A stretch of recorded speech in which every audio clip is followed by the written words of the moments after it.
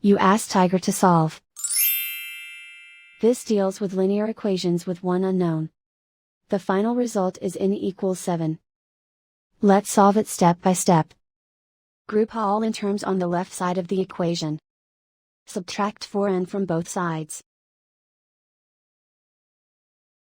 Group like terms. Simplify the arithmetic. Group like terms. Simplify the arithmetic.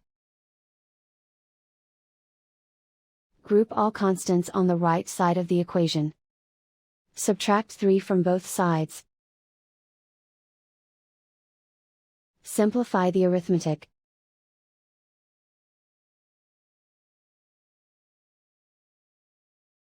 Isolate the n. Divide both sides by 3.